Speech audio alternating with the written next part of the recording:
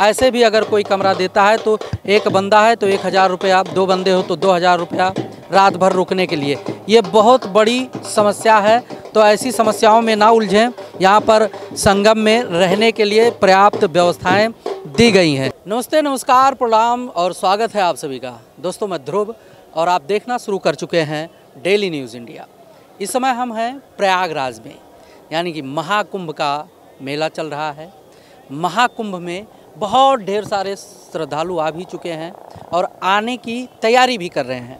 जैसे मौनी अमावस्या के दिन बहुत से लोगों का आने का सरकारी अनुमान भी है, और वैसे भी लोग अमावस्या के दिन जो है गंगा स्नान करने, संगम स्नान करने के लिए आने वाले हैं। लेकिन तमाम तरह की जो है यहाँ पर भ्रांतियाँ फैलाई जा रही हैं, तमाम तरह के लोग बात करते हैं, तमाम तरह की जो असुविधाएं हैं और जो सुविधाएं हैं, जो व्यवस्थाएं हैं, उन सब चीज़ों को इस वीडियो में हम बताने वाले हैं। क्योंकि अगर आप भी तैयारी कर रहे हैं प्रयागराज में आने के लिए तो इस वीडियो पर बने रहिएगा। क्योंकि खास करके आपने देखा होगा तमाम न्यूज़ व वीडियो के माध्यम से कि कहा जाता है कि संगम तट से, यानी कि जो गंगा और यमुना और सरस्वती जी का संगम तट है, वहाँ से कम 10-12 किलोमीटर की दूरी पर ही गाड़ियों का आवागमन प्रतिबंधित कर दिया जाता है। यानी आपका निजी साधन हो या कोई भी मोटरसाइकिल हो, कार हो, चौपहिया वाहन हो, कुछ भी हो, तो उन सब चीज़ों को प्रतिबंधित कर दिया जाता है। ये चीज़ तो सही है कि आपको जो है कम से कम 10 से 12 किलोमीटर पैदल चल के आना होता है संगम तट तक। चलिए, बहुत से लोगों ने कहा कि गाड़ियों को प्रतिबंधित कर दिया जाता है, आवागमन का बहुत समस्या होता है। कुछ लोगों ने कहा कि जैसे जो सीनियर सिटीज़न हैं उनको आने में बहुत ज़्यादा तकलीफ़ होता है, क्योंकि उनको पैदल चलने में ढेर सारा समस्या होता है। तो ये भी सही है। कुछ लोगों ने कहा कि जैसे हम पब्लिक ओपिनियन जब लेते रहे हैं तो लोगों ने अपने अपने समस्याओं को बताया। कुछ लोगों ने कहा कि जैसे जो संगम तट का किनारा है, जैसे आप इधर देखेंगे तो जैसे खर वगैरह पड़ा हुआ है, तमाम तरह के झाड़ वगैरह लाके डाल दिए गए हैं संगम तट पर। तो कुछ लोग ये भी कह रहे थे कि संगम के तट पर झाड़ों पर लोग रात में सो रहे थे, कह रहे थे कि सरकार की अव्यवस्था है। तो ऐसा नहीं है। हमने देखा घूम के पूरे संगम में घूम रहा हूँ इस समय, चारों तरफ जितने भी अखाड़े हैं, जितने भी कुटिया हैं बाबा लोगों के, नागा साधुओं के, तमाम जो है सरकारी व्यवस्थाएं हैं, तमाम जो है रैन बसेरे हैं जहां पर रुकने की व्यवस्था है, तमाम अखाड़ों में भी रहने का, भक्तों को रहने का व्यवस्था है। लेकिन कुछ लोगों को जानकारी ना होने की वजह से वो वहां तक पहुंच नहीं पाते हैं। कुछ लोग जो है भाई दूर से चल के आते हैं, थके होते हैं, स्नान किए, अगर उनके पास व्यवस्था है तो वो वहाँ पर बिछाकर या उसको डालकर लेट जाते हैं, आराम करते हैं, ऐसा भी हो सकता है। लेकिन रहने का कोई भी प्रॉब्लम नहीं है। रही बात पानी, पीने की पानी, तो जगह जगह पर टोटियाँ लगी हैं, जगह जगह पर जो है बाथरूम की व्यवस्था की गई है। बाथरूम सही भी हैं, कुछ जगह गंदे भी हैं, क्योंकि कुछ लोग ऐसे भी हैं कि अगर बाथरूम को यूज कर लेते हैं तो उसमें पानी वगैरह डालना, ये सब चीज़ें नहीं करते हैं। जैसे आप देखते होंगे सार्वजनिक जगहों पर कैसा होता है। लेकिन उसके बावजूद भी बहुत सी चीज़ें व्यवस्थित हैं जिनको सरकार जो है साफ़ सफाई पर विशेष ध्यान दे रहा है। जगह जगह पर हमेशा जो यहाँ की साफ़ सफाई की जो व्यवस्था है, उनकी गाड़ियाँ चलती रहती हैं। हर जगह जो है सफाई कर्मी लगे हुए हैं, यानी कि व्यवस्था व्यवस्थित है। एक सबसे बड़ी समस्या है, जैसे आप चाहते हैं कि अगर हम कुटियों में ना रहें, रैन बसेरों में ना रहें, सेपरेट में अपना कहीं कोई जाकर घर ले लें, रूम ले लें, तो भैया बहुत महंगा है। इस बात को नोट कर लीजिएगा। एक आदमी, 2 आदमी अगर आप हैं तब भी आपको एक रात रुकने के लिए कम से कम 2 से 3 हज़ार रुपया आज के टाइम पर देना पड़ रहा है। 4-4 हज़ार रुपये के होटल के कमरे हैं। ऐसे भी अगर कोई कमरा देता है तो एक बंदा है तो 1000 रुपया, 2 बंदे हो तो 2000 रुपया रात भर रुकने के लिए।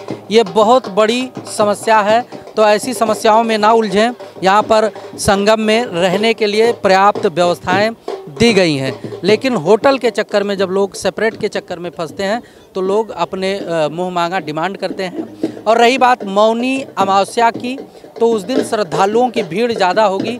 तो उसको ध्यान में रखते हुए कहा जा रहा है कि होटल के जो कमरे हैं वो ज़्यादा महंगे हैं, उनको उस दिन के लिए या उस दिन से 1-2 दिन आगे पीछे के लिए होटल वाले ही जो है कहते हैं कि भैया उस दिन महंगा रहेगा। हमने जैसे उनसे बात किया कि हमें रिपोर्टिंग करना है, यहाँ पर रहना है, हमें एक कमरा चाहिए, तो उन्होंने कहा कि 1 दिन या 2 दिन।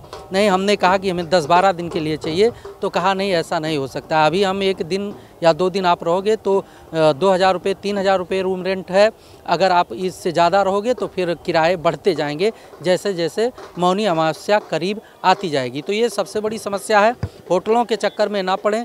तमाम अखाड़े हैं, तमाम कुटियाँ हैं, तमाम सरकार ने व्यवस्था दे रखी है, बस आपको ढूंढने में थोड़ा दिक्कत होगा क्योंकि चारों तरफ व्यवस्था है। आप ढूंढो, पूछो, बाबों से मिलो, वो लोग जो है आपको व्यवस्था दे देते हैं। ऐसा करोगे तो आप सुरक्षित भी रहोगे, सेफ भी रहोगे, व्यवस्था सब कुछ है और इससे जो है आपको कोई समस्या नहीं होगा।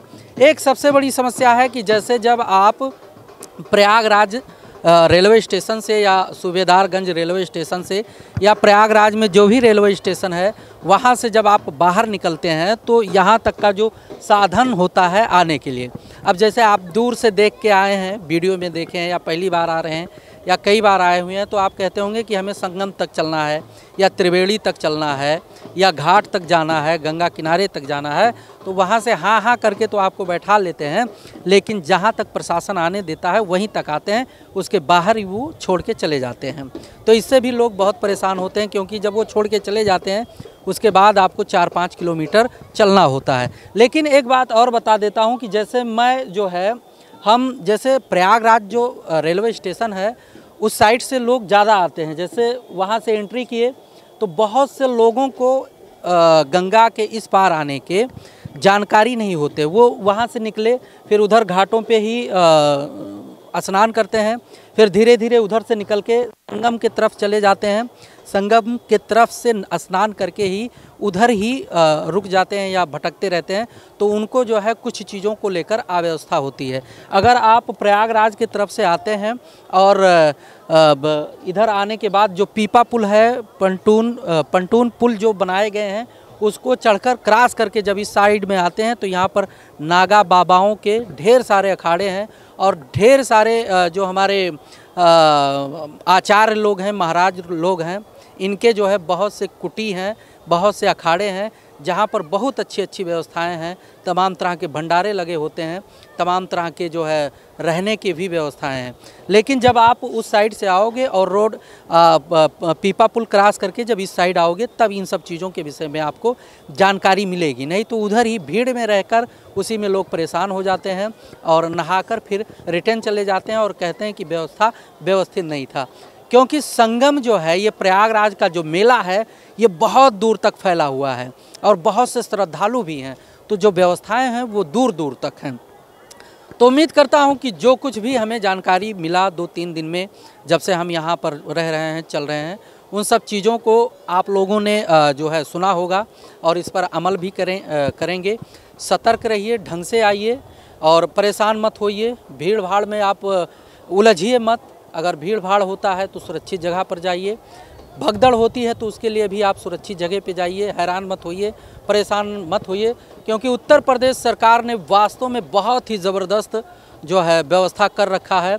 हर कदम पर, हर पीपा पुल पर, हर चौराहे पर, हर नाके पर आपको पुलिस प्रशासन का व्यवस्था टाइट मिलेगा। एम्बुलेंस भी आपको तुरंत मिलते हैं। इन अखाड़ों में हमारे पीछे, कैमरामैन के पीछे आप एक बार दिखा दीजिए, इधर भी बहुत ढेर सारे जो है कुटी वगैरह बने हैं, इसमें जो है हॉस्पिटल भी बने हुए हैं जिसमें अगर कोई प्रॉब्लम होता है तो तत्काल व्यवस्था मिल जाती है।